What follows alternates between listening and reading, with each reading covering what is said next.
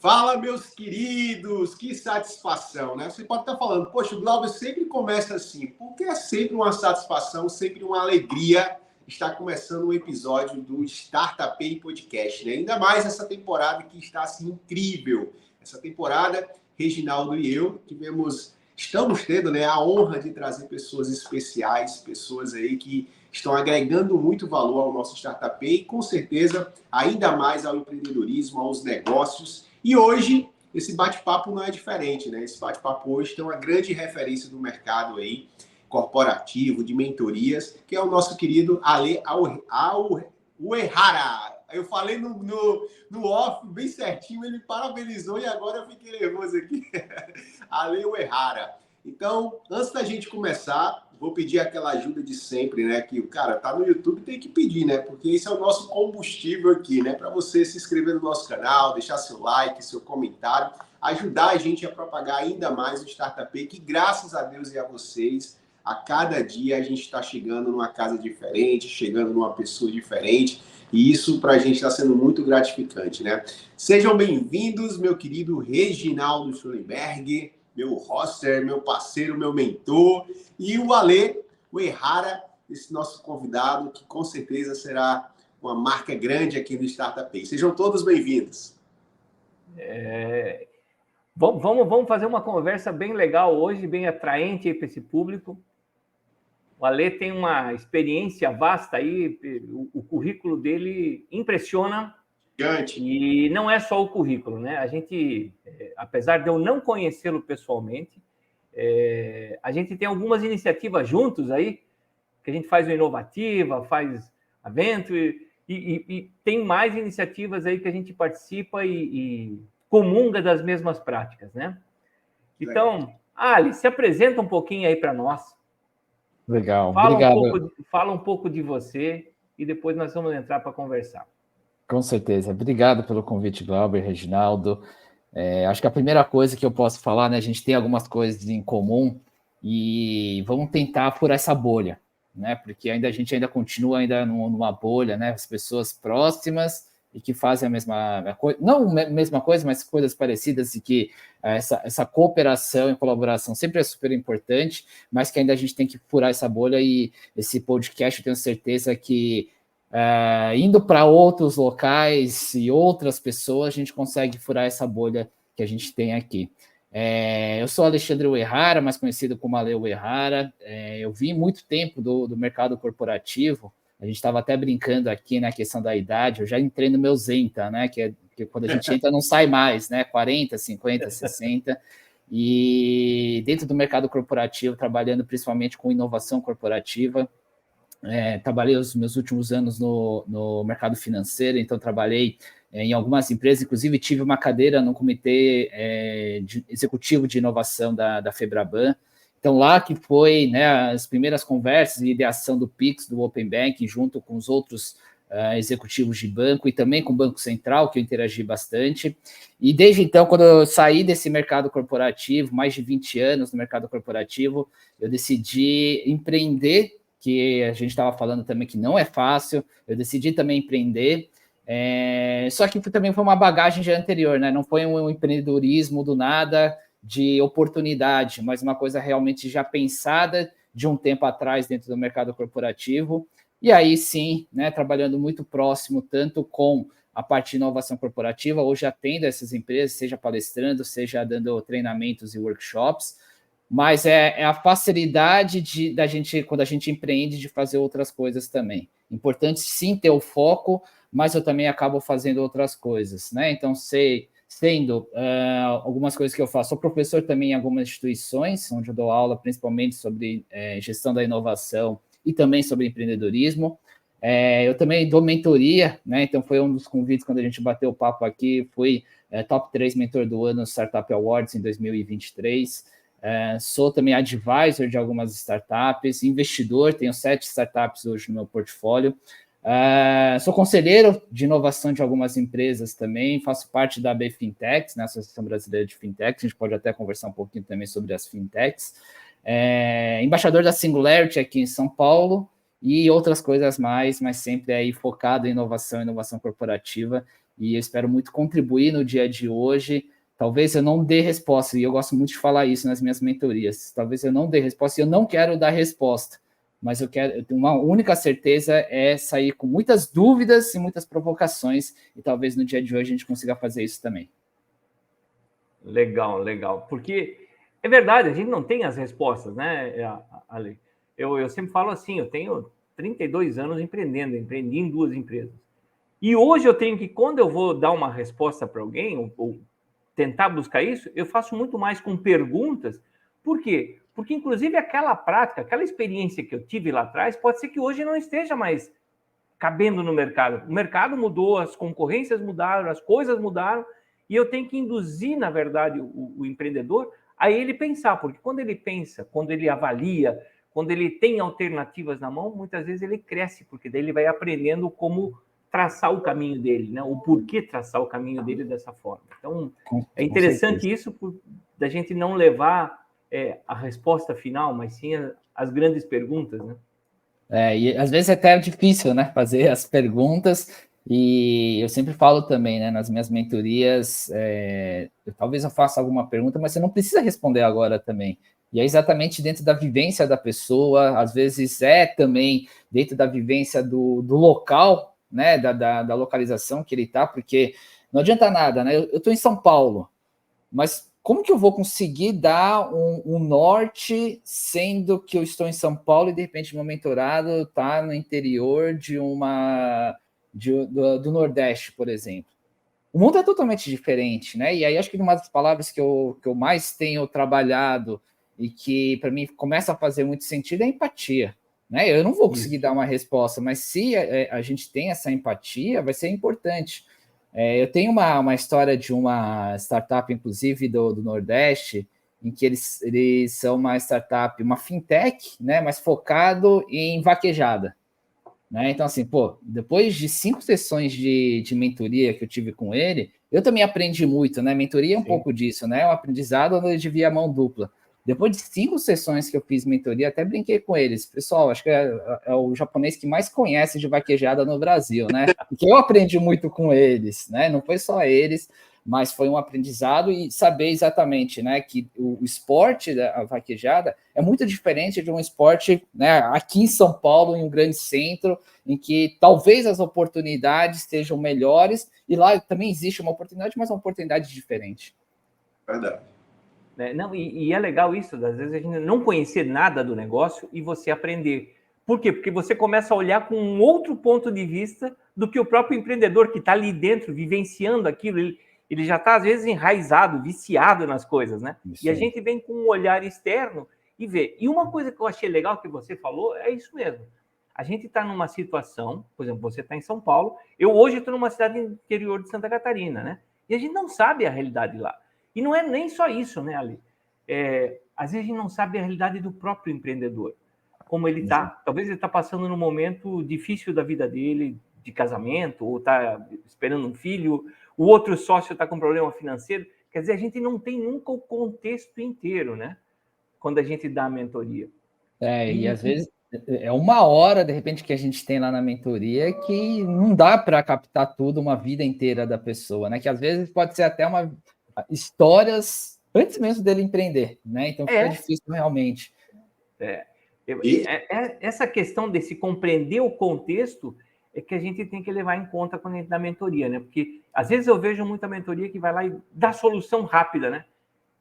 Putz, aquela solução não cabe dentro do contexto atual do cara.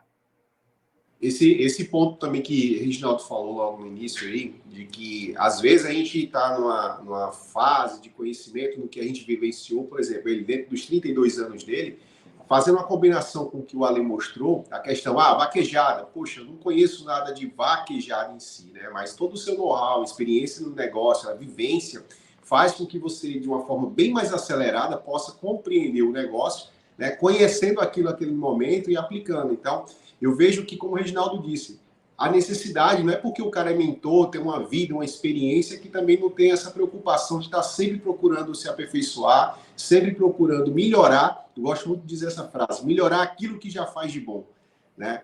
Então, O cara chegou na vaquejada. Pô, vaquejada, cara, o que é que eu vou saber de vaquejada? Bom, vaquejada você pode não entender, mas de como negócio, com certeza isso vai alavancar. Mas a sua preocupação de querer saber o que é a vaquejada, que é necessário, né? A gente precisa conhecer o negócio. Como a gente vai falar de vendas, eu preciso saber o que eu estou vendendo, né? Eu preciso conhecer o meu produto, preciso conhecer o meu serviço. Então, na mentoria não é diferente. A gente precisa entender a realidade, como o Reginaldo colocou, do empreendedor, né? Saber, às vezes, qual a situação que ele está passando, não só dentro do contexto empresarial, mas também pessoal, porque influencia muito. A Reginaldo fala muito disso, né? Dessa inteligência emocional, cara, é fundamental disso. Então, muito bacana essas duas junções aí que vocês falaram. E aí até complemento, viu, Glauber? Porque a gente tem que tomar cuidado também de não vender um sonho, né? Então, acho que isso é importante também, porque, querendo ou não, quando a gente entende o lado do empreendedor, ou a gente tenta entender, como a gente está conversando aqui, às vezes a gente tem que tomar cuidado, porque, de repente, é a vida dele, né? Então, a gente fala, poxa, é uma startup, é uma coisa fácil, a gente tem que escalar o seu negócio, mas, de novo, é complicado, né? É uma estrada bem... com muitas curvas, né? Que a gente tem que entender, e talvez algumas curvas que a gente não consegue visualizar lá na frente, e tem que tomar esse cuidado. O que a gente pode fazer aqui como mentor trazer a nossa experiência, e aí eu vou até trazer um ponto que é um pouco polêmico aqui, tá? Mas eu tenho falado muito isso. A gente tem que colocar na cabeça das pessoas, entender o outro lado, mas tomar cuidado também para não forçar o empreendedor a criar uma startup. O que eu quero dizer com isso? Tem um grande amigo meu que ele fala, né? Hoje criar startup é o antigo criar banda de rock, né? Que todo mundo tinha que criar uma banda de rock antigamente. Hoje todo mundo precisa criar startup. Mas será mesmo que a gente tem que criar uma startup? Tem que ser algo escalável? Por que a pessoa não pode criar algo não escalável? Né? Esse é meu questionamento. Porque, assim, porque está na moda startup? Não, às vezes não é a realidade da pessoa. E ok ele não criar uma startup, mas sim, ele vai ter lucro também com esse negócio. Né? Então, de novo, a gente tem que tomar cuidado para não criar esse sonho, entregar para ele, e aí ele ir atrás e falar assim, não, tem que ser startup tem que escalar, e de repente o negócio que está funcionando, quando ele joga para a startup, não funciona mais. Por quê? Porque aí ele também está pegando um mercado muito maior que ele não consegue atender, não consegue pensar nessa escala, enquanto que ele estava naquele nicho que estava legal. Claro que assim, né, é sempre importante a gente inovar, pensar em coisas novas, até para não ficar para trás, mas de repente é um nicho dele ali que ele tem que trabalhar e ok, e não precisa escalar. Então assim, é meio polêmico, mas assim, eu tenho falado muito isso. Isso mesmo que você falou. Eu falo uma coisa que é talvez um ponto antes ainda. Nem todo mundo nasceu para ser empreendedor. Também, perfeito. Eu tenho amigos que são excelentes caras, trabalham com criatividade, com inovação, com tudo, mas eles precisam estar dentro de uma empresa e ter a estrutura da empresa que sustente as necessidades deles, né? E ser empreendedor é um negócio, cara, às vezes você não sabe o que você vai fazer. Se você tiver que limpar o chão, você vai limpar. Se você tiver que fazer o café, você vai fazer, sabe? Por quê? Porque tudo isso recai sobre as suas costas, principalmente no início, que você é o cara que está sozinho, empreendendo sozinho, com 2 sócios. Então, você tem que entender de mercado, você tem que entender de lei, você tem que entender de tudo um pouco, e isso sobrecarrega, e nem todo mundo está preparado. Então, a primeira pergunta é assim, você tem um perfil para ser um empreendedor mesmo, para sustentar tudo isso? E depois, claro, isso que você falou é uma outra coisa que eu sempre bato. Para mim, isso são jornadas de negócio. Onde talvez a tua empresa seja uma empresa no formato tradicional e vá adiante. Eu acho que as minhas duas nunca foram startups, elas foram negócios que deram certo, onde eu vivi uma vida, 32 anos, e vivo disso até hoje, né? Isso aí. Isso não tem nada de errado. Isso aí. O sonho do escalar, né? O sonho de ficar rico rápido é o que às vezes faz com que o cara caia. Eu vou contar 2 histórias aqui, Reginaldo. A primeira, que eu também concordo plenamente com você, às vezes a pessoa não tem perfil mesmo de empreender, e ele nasceu para trabalhar em uma empresa, ser CLT, e não é errado isso também. Porque é o perfil dele, né? Só que assim, o quanto que ele também pode aprender com o empreendedorismo, e é o que a gente chama de intraempreendedorismo, empreender dentro da empresa. Ele pode também intraempreender. E esses skills são importantes também hoje no mercado corporativo, né? Então, acho que essa é a primeira coisa, né, do intraempreendedorismo, e hoje atendo muitas empresas grandes, tradicionais, com 80 mil funcionários, 100 mil funcionários, e que eu tenho trabalhado toda essa parte de intraempreendedorismo também com as empresas, né? Que é uma forma da gente trazer a inovação para dentro da empresa. A segunda, eu contei um pouquinho da minha história lá no começo, né? Saindo do corporativo. Mais ou menos em 2016, 2017, eu estava me questionando quanto a qual que era meu propósito, né? Que parece ser até já batido, tá? Mas eu acho super importante. E eu estava querendo saber um pouquinho qual que era o meu propósito, eu não estava feliz dentro do corporativo, mas foram, assim, 3, 4 anos que eu fiquei pensando muito nisso. E aí eu descobri, né, de novo, não foi um trabalho de um dia para o outro, foi uma jornada também, eu descobri que o meu propósito é disseminar, vamos lá, começar, né, impactar pessoas, organizações, disseminando conhecimento ou repassando as informações. E aí isso fica fácil para mim, porque agora eu sei o quanto que fazer uma palestra, dar um treinamento, gravar um podcast, fazer uma mentoria, dar aula, tudo isso está muito próximo ao meu propósito. E aí, uma das coisas que eu fiz, quando eu comecei a construir, né, quando eu comecei a empreender, foi exatamente essa reflexão. Pô, o que eu posso fazer para algum negócio que eu consiga escalar? Só que, assim, meu propósito é impactar pessoas. Para impactar pessoas, talvez não seja com escala, né? Porque se eu quero disseminar conhecimento, como que eu vou conseguir disseminar um conhecimento com escala? Às vezes pode ser difícil. Se eu quero, por exemplo, dar um treinamento, eu não posso repassar o que eu conheço para uma outra pessoa, para essa pessoa conseguir dar esse treinamento. Então, hoje o meu negócio, né, principal, hoje o meu core, que é dar treinamento e fazer palestra, eu não escalo. É eu que quero fazer, né? Eu que quero impactar as pessoas, porque é meu propósito. Então, assim, eu dou graças a Deus que hoje acabo negando alguns clientes, mas por causa de agenda, né? Então, por quê? Porque assim, eu não consigo escalar, mas eu consigo impactar as pessoas. Então, eu consigo escolher hoje a dedo quem que eu quero atender, né? Então, assim, é ruim, mas sim, eu consigo, inclusive, repassar alguns clientes para outros parceiros, mas assim, eu não quero escalar esse meu negócio. Agora, onde eu posso escalar? Eu posso escalar pensando exatamente no investimento de startup, porque lá eu acompanho e eu ajudo a escalar o meu negócio. Então, hoje, uma das startups que eu tenho aqui no meu portfólio como investidor é uma startup de educação financeira, né? Onde eu acredito que, sim, a gente tem que trabalhar lá na base. E lá eles escalam. Então, são formas diferentes de pensar sem perder o seu propósito, que eu acho que é super importante também. Sim, e você falou um negócio legal, por exemplo, o palestrante não é uma coisa que se escale, né? Uhum. Por quê? Porque quando você vai lá dar uma palestra, você não está indo lá repetir frases de livros, né? Você vai lá mostrar uma vivência tua. Eu sempre falo isso, que na verdade eu separo duas coisas, né? Uma coisa é a inteligência, aquilo que a gente lê e ouve dos outros, e a sabedoria, que é aquilo que você viveu e você repassa para os outros, né? Que isso é aquilo que você passou. Você pode contar essas histórias. Então, se pegar minhas palestras também, nenhuma vai ser igual, porque às vezes eu cito outros exemplos, às vezes eu busco mais uma coisa, dependendo do momento da palestra, né? Você traça um outro caminho, e isso você não terceiriza, né? Isso aí. Assim como a mentoria, né? A mentoria, né, são dúvidas e questionamentos que o empreendedor traz, que cada uma é de uma forma, né? Então a gente tem que pensar muito nisso também, né? Até onde que o nosso negócio tem que escalar. Sim, sim. Deixa eu te fazer uma pergunta, Allen. O que te incomoda nesse mundo do empreendedorismo hoje? O que me incomoda, nossa, é uma pergunta bem difícil, hein?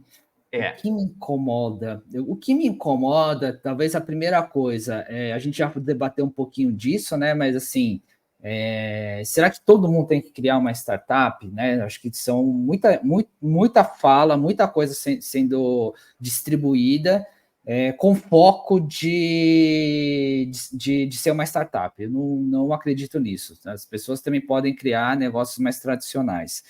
A segunda coisa é vender esse falso sonho, né? Eu acho que nós também, como empreendedores, pessoas eu não digo com grande experiência, mas que tenha um mínimo de experiência e conhecimento, a gente tem que vender a realidade. E a realidade da maioria, e nós como brasileiros, né, que a gente tem que pagar o boleto, que é diferente daquele cara que está lá fora, que tem tudo à disposição e que lá no livro está escrito que, putz, o legal é só pelo propósito. Não, a gente tem que pagar também o boleto do dia a dia. Nós brasileiros, a gente sofre, né? Então, eu acho que é importante também a gente pensar o quanto que é importante o resultado, trazer.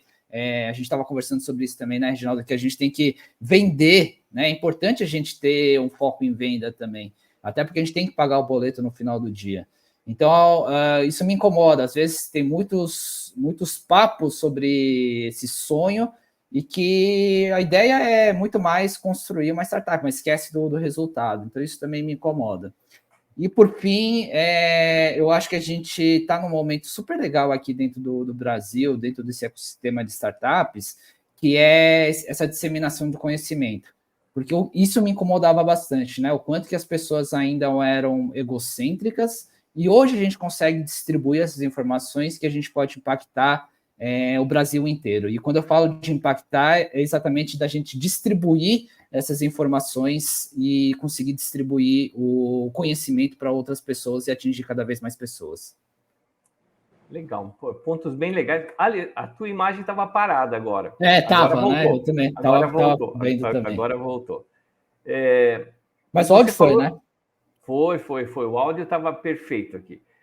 E eu não quis interromper, porque eu disse assim, a conclusão dele está excelente, deixa ele chegar ao fim, senão a gente interrompe e falta alguma coisa.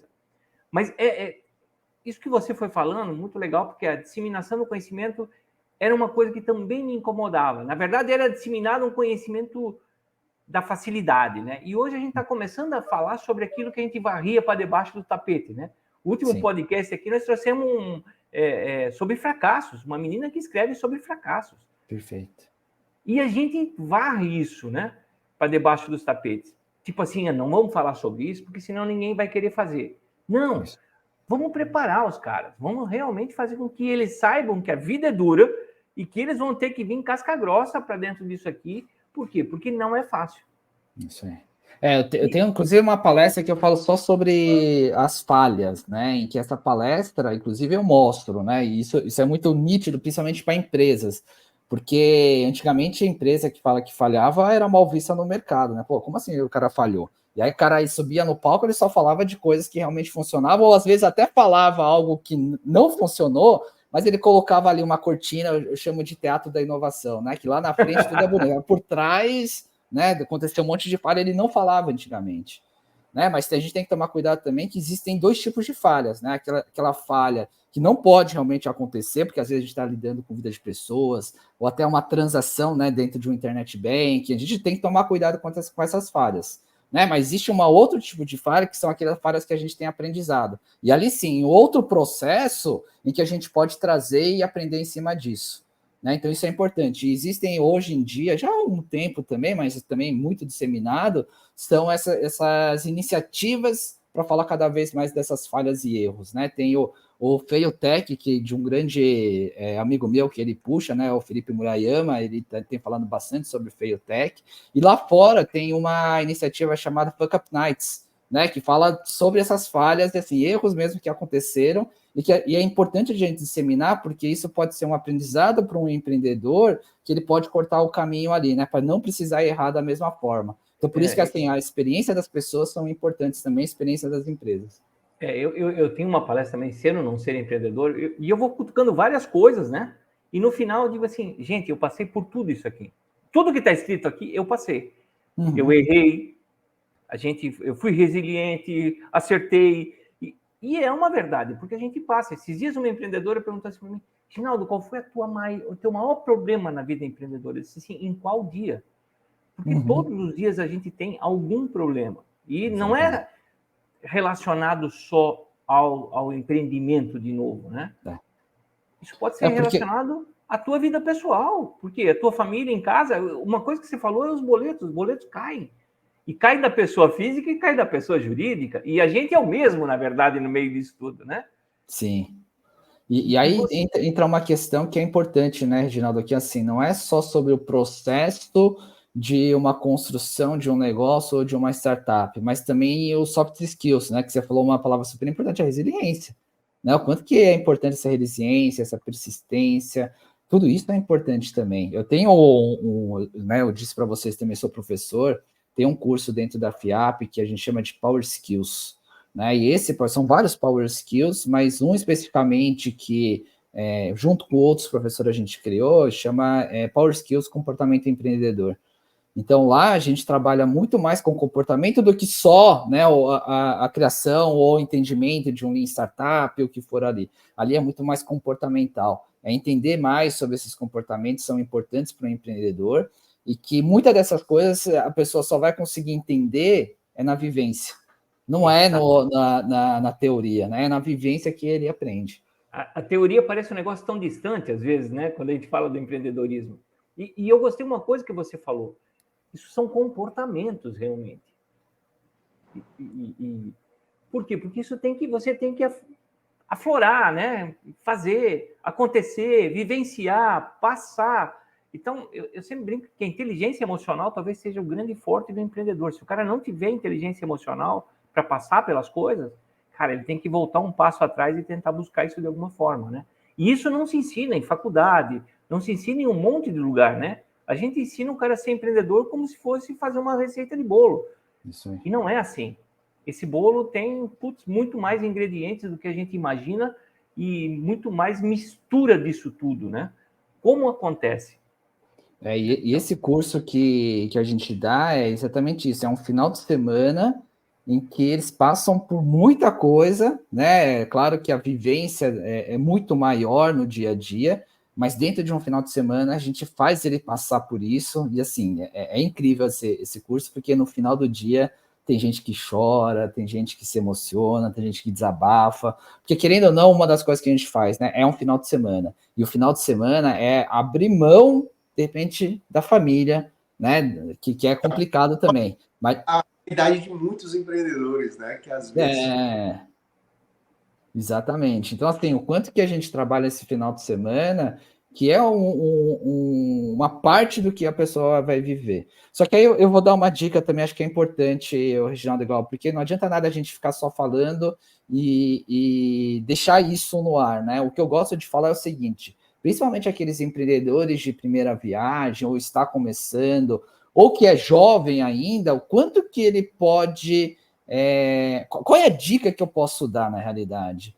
É pegar essas mentorias, né, de pessoas que realmente podem trazer um outro lado. Claro que, de novo, a vivência é importante, mas ele pode dar dicas em que você encurta o caminho para ele, e ele pode, né, não precisar errar, mas já ter esse aprendizado. E a segunda é ter essas pessoas experientes, e não precisa ser experiente um cara que já empreendeu, mas de repente pega essas pessoas que já tiveram a vivência no mercado corporativo e traz ele para a sua startup. Quando eu falo trazer, não é contratar, tá? Seja ele como advisor, como conselheiro, vai ser importante para a pessoa também, né? Porque assim, a gente já tem falado, já está aqui quase meia hora falando, mas assim, a vida do empreendedor não é fácil, mas o quanto que você consegue encurtar esse caminho, né, de trazer pessoas com experiência. Não é falar que você não conhece o negócio, mas também ter a humildade suficiente para falar, poxa, por que não trazer outras pessoas também que complementem e que pode trazer essas histórias para que tenha realmente um negócio de sucesso? E hoje eu vejo muito isso, o advisor gera uma diferença. Por quê? Porque às vezes é realmente aquela conversa de meia hora que faz com que o empreendedor ganhe dias, semanas e talvez não cometa algum erro. E quando o advisor faz isso, não é porque ele vai encurtar a sabedoria do empreendedor. Não, ele está acelerando com a experiência dele, talvez está fazendo de novo, né? As perguntas certas para fazer com que o empreendedor reflita sobre as coisas e caminhe de um modo a não cometer os mesmos erros que alguém cometeu, ou seja no mundo corporativo, ou seja nos teus empreendimentos, né? E é importante, né, Reginaldo, porque assim, quando a gente fala de alguém do mercado corporativo, eu vou fazer aqui um paralelo, claro que eu vou generalizar aqui, tá? mas às vezes são empreendedores que são jovens, né, com sonhos ambiciosos, que é ótimo também, mas quando ele começa a vender, por exemplo, né, tem um produto, por exemplo, B2B, e acha que é fácil vender para uma empresa, ele, né, não consegue, tem um ciclo de venda que talvez seja também muito alto, né, porque não conhece toda a burocracia, toda a questão de compliance interno, ele não entende isso. E eu conheço, né, um dos primeiros programas de aceleração aqui do Brasil, que eu fiz parte também de um grande banco, eu lembro que foram 10 startups que foram selecionadas e foi um ano de aceleração, tá? De novo, um dos primeiros programas de aceleração, lá em 2014, 15, eu não lembro agora, tá? Mas foi um ano que depois eu fui conversar com a startup, eu fui perguntar como que foi esse programa para você. Ele falou, Ale, cara, eu não consegui vender, muito pior, eu não consegui nem conectar com a parte tecnológica do banco. Por quê? Porque eles não estavam preparados, né? Naquela época não estavam preparados para conectar startups, né? Então não foi assim um ano, entre aspas, perdido, porque nem conexão com o banco, e aí a gente está falando também a questão da segurança da informação, cibersegurança, muitas coisas eles não conseguiram fazer. Então, assim, trazer esse advisor pode ser importante também, né? Para trazer uma experiência de saber como funciona, de novo, cortar alguns caminhos, porque aí ele sabe como funciona internamente, porque senão aquele empreendedor que está sozinho, né, ou é jovem, ou é de primeira viagem, essa pessoa pode ficar desiludida, falar, poxa, não funciona, né, e desistir. Então, por isso que essa importância da experiência das pessoas também. Esse ponto de experiência, eu vou contar uma história bem rápida aqui. Um amigo meu teve a oportunidade de ir para o Vale do Silício, e lá ele foi fazer um programa de estudo, e ele queria muito fazer uma sessão de mentoria com um dos professores, né, que tinha lá, bem renomado, e ele disse que procurou esse professor depois que terminou tudo, né, para que esse professor dava mentoria. Quando ele chegou para o professor, o cara lá arrumando as coisas, aí ele falou que queria a sessão de mentoria, queria saber quanto era. O professor disse, olha, eu tenho 7 minutos para você e ela custa $20 mil. Aí ele, caramba, foi até o Murilo, Reginaldo, que esteve aqui com a gente, história, né? $20 mil, 7 minutos. Cara, ele disse que foi os 7 minutos que virou a vida dele. A mudança, a virada de chave de tudo. Então, assim, o poder da experiência, né? Com certeza, naqueles 7 minutos, o cara, claro que é um tempo mínimo, né? Mas o contexto do curso, enfim, deve ter influenciado tudo, mas para você ver a questão da experiência, de você saber ouvir as pessoas que passaram por aquilo, né? As pessoas que vivenciaram aquilo, como você falou, não é que não é uma fórmula mágica, mas encurta muitos caminhos e nos coloca no caminho certo, na rota certa, né? De onde a gente pretende chegar, né? Então, eu vejo isso aí como algo assim, divisor de águas, para falar a verdade, né? Eu só vou de novo provocar aqui e talvez trazer uma polêmica, mas assim, só acho exagerado, né, cobrar um valor para uma mentoria. Eu acho que a gente está de novo, talvez, né, eu já fui algumas vezes para o Vale do Silício também, que é um outro mundo, mas a gente tem que colocar na realidade aqui do Brasil, né, o quanto que a gente pode ajudar os outros empreendedores.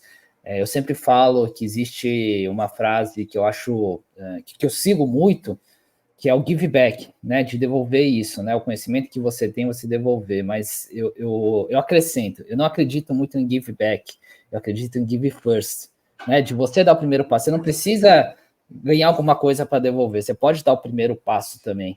Então, um pouco do que eu levo, né, então quando, ano passado, todo ano eu tento levantar a quantidade de horas que eu dei de mentoria, e grande parte é, sim, pro bono.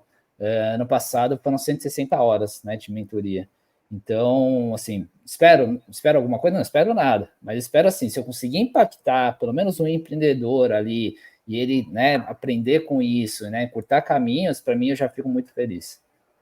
Com certeza. E aqui no Brasil tem muitos programas, né, eu faço mentoria pro bono, eu participo de alguns programas, eu faço parte da ABME, Associação Brasileira de Mentores de Negócio. E assim, a gente tem muito programa lá de pro bono, então hoje tem a Aliança Empreendedora, enfim, a Inova, né? Então hoje tem muito, o Brasil ele conta com um suporte muito legal nesse sentido de Se você realmente quer aprender, quer saber o caminho certo, hoje a gente tem grandes profissionais aqui dentro do nosso país, né, que podem influenciar isso e podem fazer por onde acontecer, né? Porque eu queria se a gente dissemina esse conhecimento, eu tenho certeza que até o nosso negócio vai prosperar indiretamente, né? E essa é a minha visão, não precisa ser direto. Gosto muito disso. Quem ensina, aprende 2 vezes. Ótimo. Eu quero tocar mais 2 pontos que foi até veio da tua fala. Por exemplo, a preocupação com o resultado das startups, né?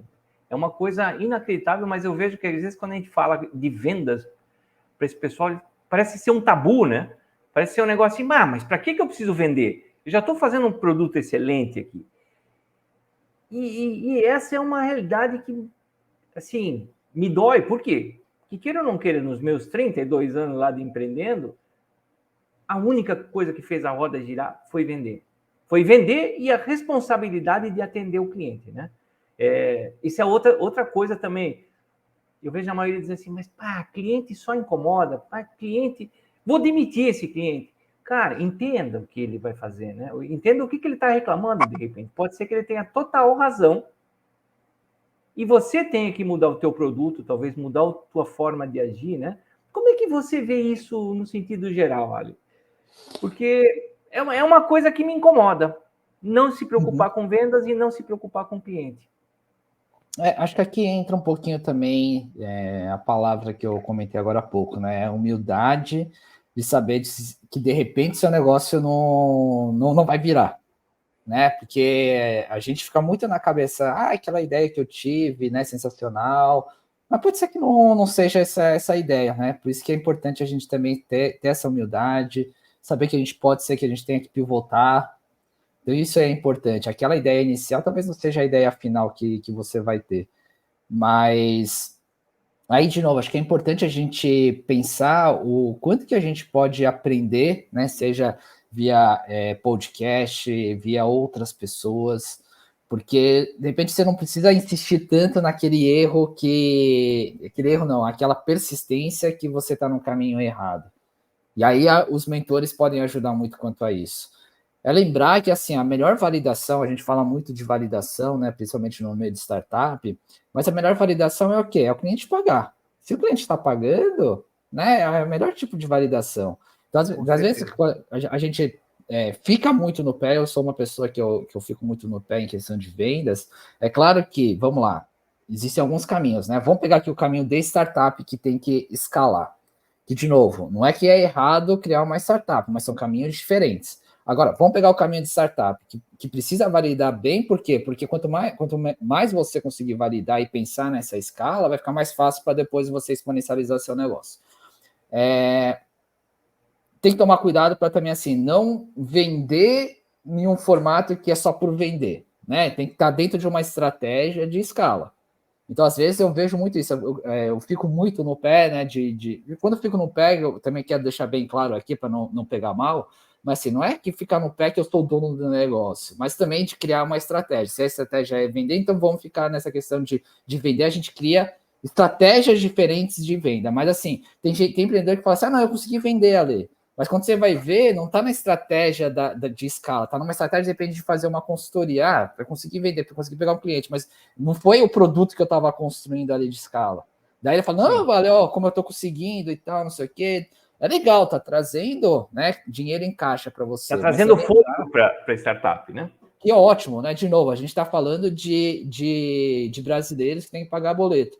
Mas se você quer realmente criar um negócio que escale, tem que voltar nessa estratégia. Mesmo que demore, você está validando, mas pensar nessa venda do produto que está escalando. E se for o caso de que, de repente, você não está no caminho certo, pivota. Mas, assim, segue esse caminho aqui. E o pivotar é lembrar que não é mudar totalmente do nada, né? Mas a partir de dados, informações, onde que tem que pivotar? Qual que é a oportunidade que você está encontrando? Então, assim, eu acredito sim que a venda é importante, que ele é a melhor validação, mas dentro de uma estratégia do produto que você está construindo da startup. Você falou antes uma coisa que eu sempre comento, isso é na questão da inovação como geral, né? Não só no empreendedor. Mas a gente deve ser ousado para criar as coisas, mas humilde para escutar as respostas, né? Isso aí. que eu acho que é super importante.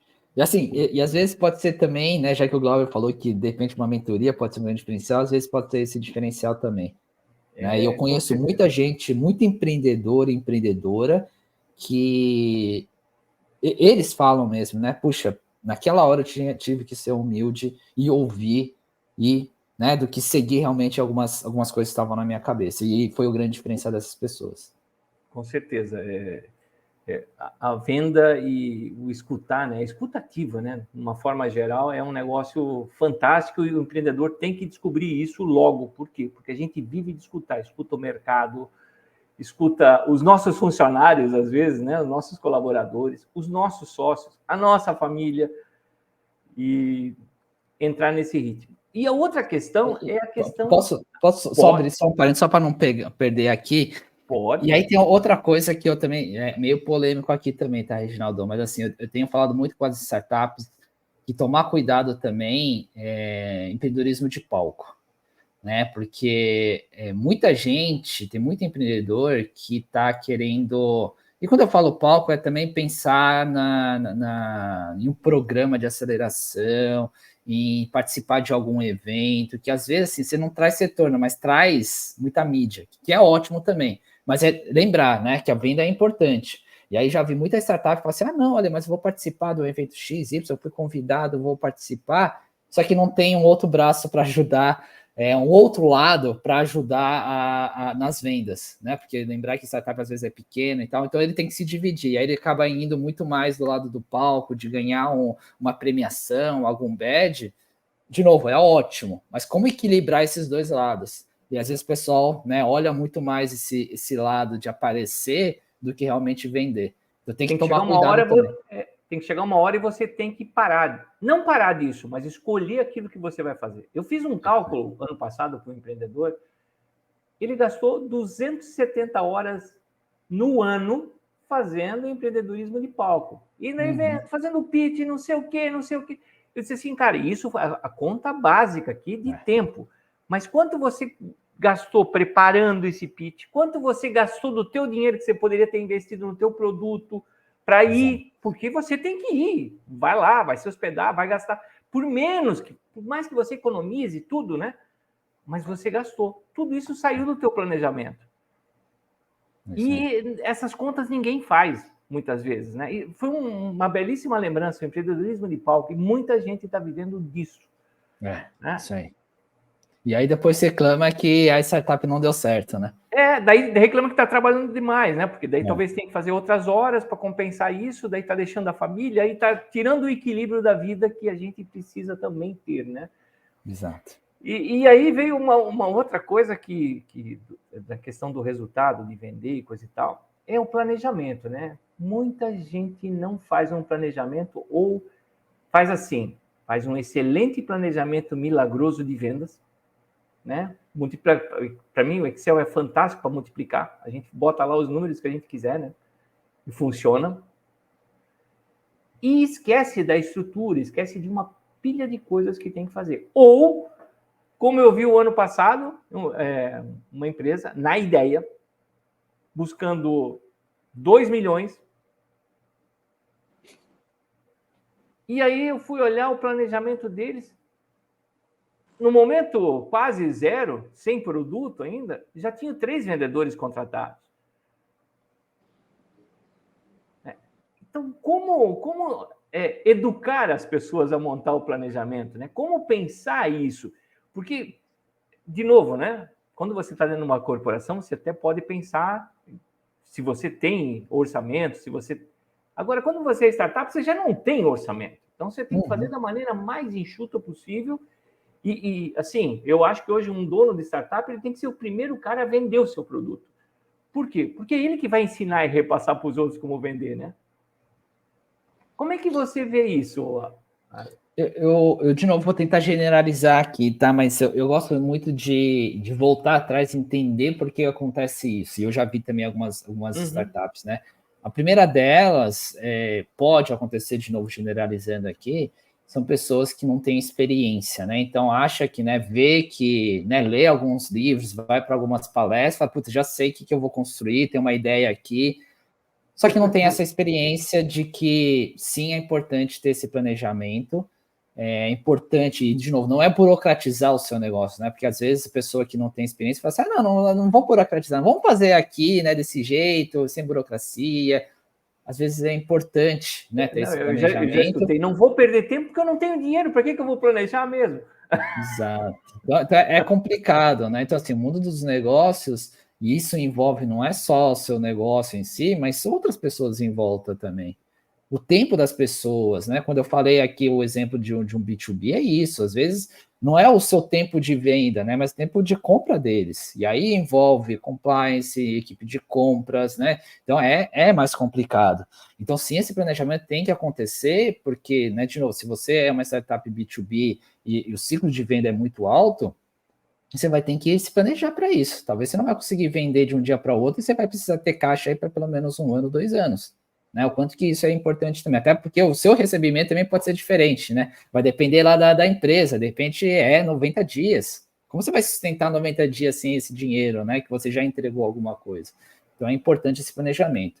O segundo, que talvez aí seja o contrário, né? Pessoas que têm muita experiência de mercado, que aí vai empreender, né? E aí vai trabalhar no meio de startup.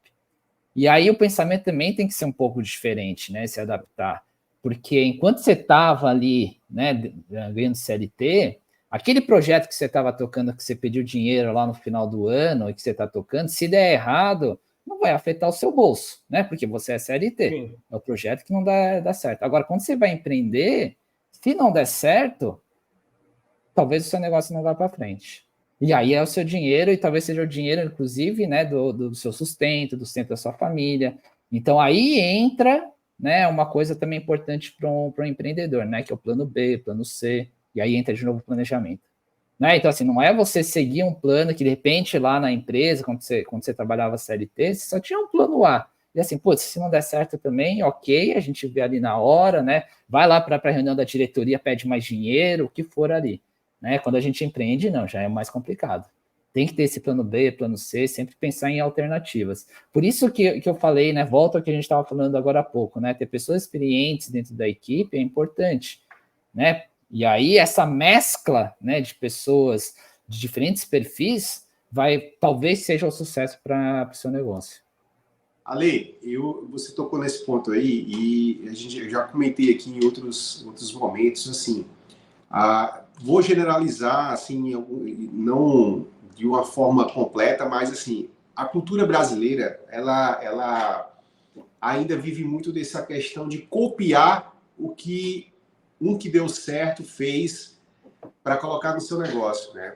E aí é onde literalmente ele extrai essa parte do planejamento, esse mindset de falar, mas eu não tenho dinheiro, como o Reginaldo colocou aí, para que eu vou me preocupar com isso, né? Ou então fulano tá fazendo daquele jeito, tá dando certo, eu vou fazer do mesmo jeito, né? Então, o brasileiro ainda, infelizmente, né, não, claro, todos, a gente tem vários casos de sucesso, empresas de destaque nacional e internacionalmente, mas assim, de uma forma mais assim geral, o brasileiro ele tem muito essa questão de copiar o que o outro está fazendo no sentido de projeto, vamos dizer assim. Então, essa questão do planejamento, que nem todos se preocupam, né? E quando se preocupam, alguns também não têm aquela preocupação de procurar estar sempre se aperfeiçoado. A gente falou até no podcast com o Ederson aqui, dessa questão, o diferencial, né, do pessoal lá dos Estados Unidos, por exemplo. Os caras têm uma preocupação muito grande com um propósito, né, de saber por que não está dando certo, por que isso aqui não está alcançando, vamos estudar dessa maneira. E às vezes o brasileiro ele se preocupa tanto, claro que é importante, com o financeiro, né, com o dinheiro que está entrando ali, o que não vai entrar, o que vai entrar, e sem um planejamento, e acaba às vezes grandes negócios, grandes ideias não indo para frente, não crescendo, por falta desses detalhes, né, detalhes que fazem uma grande diferença ao meu ponto de vista. Mas aí volta também, né, Glauber? Acho que é uma discussão para outros podcasts aqui, inclusive fica a dica para vocês fazerem, que é o quanto que o brasileiro também tem essa educação financeira, né? Porque às vezes é isso, o brasileiro às vezes não entende o que é receita, o que é lucro, o que é caixa, né? Então, assim... Oi? Não conhece, né, a realidade de uma empresa, né? Como funciona. Exatamente, como funciona, como que se trabalha, por que você tem que, né, de novo, volta ao planejamento que o Reginaldo falou, como que a gente se planeja, né, porque, de novo, às vezes você está vendendo ali algum produto, algum serviço, que você vai receber só daqui a 90 dias, né? Exato. Então, é complicado, é burocrático também nesse sentido, mas tem que ter esse entendimento. E às vezes o cara fala, não, vou empreender, eu consigo, e no final não fecha as contas, no final do mês não sabe por quê. Inclusive tem um caso que eu comentei uma vez também em um podcast, que foi isso, um familiar que abriu um restaurante, ele estava vindo de outro país e voltou para o Brasil, ele abriu um restaurante que ele achava, não, vou trazer todo o que estava acontecendo lá fora, vou abrir esse restaurante, vai ser um sucesso. Não foi. Por quê? Porque o gosto do brasileiro é diferente. Mas pior que isso, né? Ele não estava se planejando financeiramente também. O que era? Assim, ele, às vezes aparecia algum amigo no restaurante e falava, não, hoje o almoço aqui é da casa, né? Você não vai pagar. Mas quanto que ele estava se planejando de quantos almoços ele podia dar de graça? Né? E aí ele quebrou, não foi à toa, né? Isso que você tocou um ponto interessante. Todo mundo começa a empreender, ele esquece que ele agora passou a ser a estrutura da empresa. E que ele precisa conhecer de mercado, ele precisa conhecer de leis, ele precisa conhecer de finanças, ele precisa de conhecer várias outras coisas. E geralmente o nosso empreendedor, ele é uma pessoa que teve uma ideia técnica, porque ele estava naquele meio, ele tinha aquele conhecimento, ou operacional, ou técnico mesmo, desenvolvedor, né? E acha que é só ir lá e colocar aquilo no mercado. Na verdade, tem todos os outros alicerces que a gente tem que cuidar, né? Exato. Você hoje, trabalhando com educação corporativa, como é essa passagem toda do pessoal pela aprendizagem? Mas eu vou falar um negócio, Reginaldo, são mundos diferentes, mas que no final são coisas que cruzam, né? Então, Sim. Assim, conhecimento no final é super importante. Quando eu falo que são mundos diferentes, é exatamente isso, né? Por quê? Porque lá, né, dentro do mundo corporativo, é muito focado em resultado, né? Querendo ou não, você faz algum treinamento, alguma coisa, no final é com foco no resultado. Pode ser sobre cultura, tá bom, mas cultura, né, para que a gente possa chegar lá no resultado. Pode ser sobre comportamento também, comportamento, mas é por quê? Porque a gente quer melhorar a equipe para ter mais eficiência e chegar lá no resultado. Então, assim, são formas diferentes, mas que a gente chega lá no final com o mesmo propósito, né? Então, não é diferente. Talvez aqui tenha uma grande questão, porque, assim, no corporativo, muita coisa é entregue para você, de novo, não sai do seu bolso, enquanto o outro lado você tem que também equilibrar. Porque às vezes o pessoal pode falar aqui, né? Lembrando que a gente começou falando de empatia. Pode ser que a pessoa fale assim, pô, Ale, eu entendi sim que tem que ter esse conhecimento financeiro, por exemplo. Mas assim, eu preciso pagar a conta, né? Tenho uma família, tenho, né, pessoas aqui em casa, eu não posso deixar, né, de colocar comida na mesa, sendo que eu não conheço sobre financeiro e custa tanto. Eu vou priorizar esse outro lado, e a gente entende. Mas, de novo, quanto que você também pode procurar coisas, né, como, de novo, esse podcast, ou alguma coisa que seja de graça para você começar. Por exemplo, Sebrae, que faz muito bem isso. Sim. Né? Então, tem que, né, oportunidades existem. Né? Agora, uma questão que a gente não falou, que eu acho também super importante para qualquer empreendedor, gestão do tempo. Né? Saber equilibrar também. Porque se a gente também fica só no trabalho, a gente vai ficar louco. Né? A gente vai pirar, não tem jeito. Né? Nossa vida está cada vez mais complicada, com muita coisa. Não é à toa que está tendo muito burnout. Então, gestão do tempo é importante. Né? Quanto de conhecimento, quanto do trabalho em si, quanto de descansar, estar com a família é importante também. Então, quando eu falei do Power Skills que eu, né, dentro de uma das instituições, é isso, assim, terminou sábado, 18 horas, a primeira coisa que eu falo lá para todo mundo que está participando é, pessoal, se desliguem. Vai curtir com a família, vai para o cinema, vai jantar, volta aqui 8 horas da manhã e a gente recomeça. Mas nesse meio tempo, vai curtir, senão vocês vão pirar. E precisa, né? Por exemplo, eu tenho um hobby particular que é plantar. Para mim, isso é uma terapia. Tenho uma horta em casa, gosto disso, e isso me faz desligar de tudo. Às vezes eu pego durante o dia mesmo aqui, fazendo alguma coisa, e digo assim, cara, agora eu vou tirar um tempinho lá e vou fazer a minha terapia. Né? Porque a gente precisa. Inclusive, contar uma curiosidade, Reginaldo, desculpa te cortar, mas eu tenho que pegar esse link aqui. Quando eu faço a minha apresentação, eu não falei, mas eu adoro filmes e seriados, né? Sempre faço alguma referência de filme. Hoje eu não acabei não fazendo, mas ano passado eu sempre gosto também de levantar os números, né? Ano passado eu assisti 110 filmes e 45 seriados. Então, assim, né? De novo, volta a questão que o Ale faz um monte de coisa. Mas o que realmente a gente gosta, se sentir bem e que é o momento de descansar? No seu caso aqui de plantar, no meu caso, assistir filmes e seriados. É interessante isso, porque a gente precisa de um passatempo, a gente precisa de alguma coisa que tire a cabeça da gente do peso que a gente carrega, porque a gente, como empreendedor, carrega um peso danado. Você deu pilhas de exemplo hoje aí, fantásticos dessa carga, né, que o cara tem.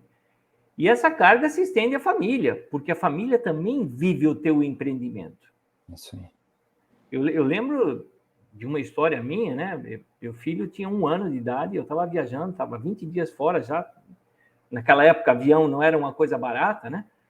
Minha esposa liga e diz assim, putz, ele tá com febre, tá, sabe? Tá com problemas sérios e coisa e tal, já levei no médico, tudo, nada.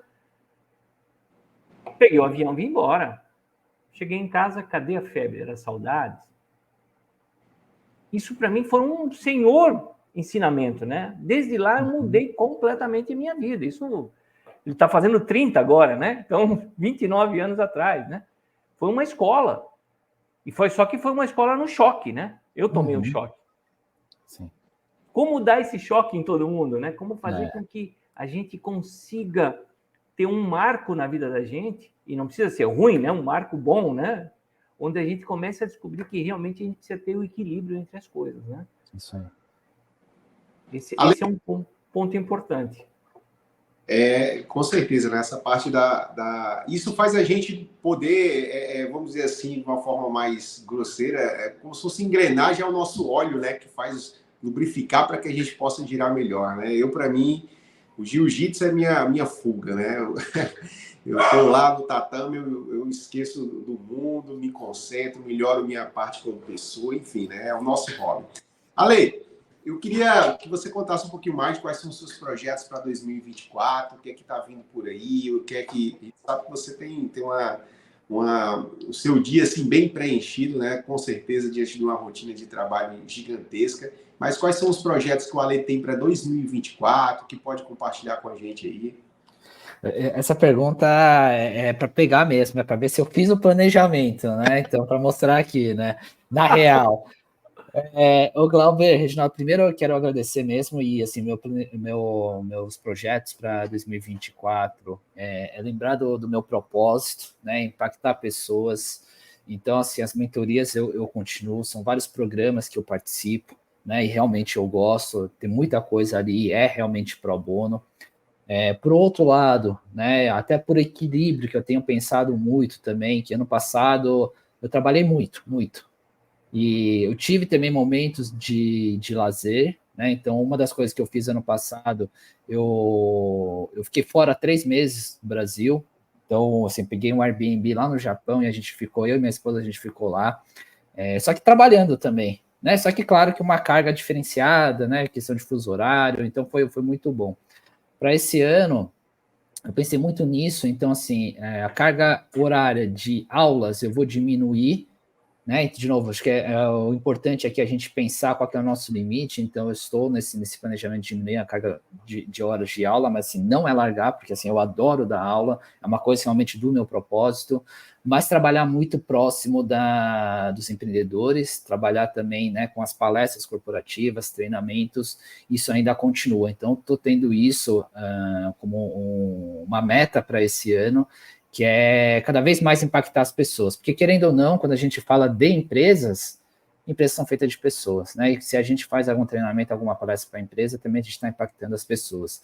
Então, meu foco esse ano é as palestras, os treinamentos, os workshops, um pouco menos as aulas, mentoria ainda continuo, e realmente é um impacto nas pessoas. Que legal, Ale. Isso é muito gratificante, né?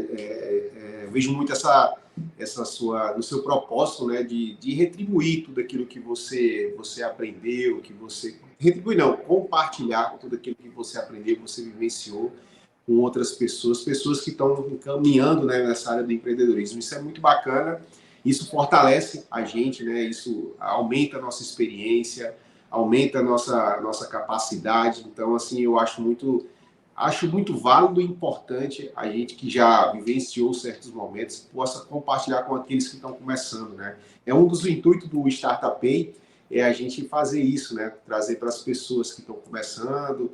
Apesar do Startup Pay estar sendo visto por pessoas que já estão na área, com muita experiência aí. Então, o nosso objetivo foi, quando criou, era esse, né? Falar de negócios de empreendedorismo para as pessoas que estão só com aquele foco, vou criar um negócio, mas o que é que você precisa saber para que o seu negócio possa funcionar, como é que ele vai acontecer, como o Reginaldo gosta muito de dizer, a gente precisa falar a verdade para que a gente não viva o que a gente comentou aqui, né, do empreendedorismo de palco, né?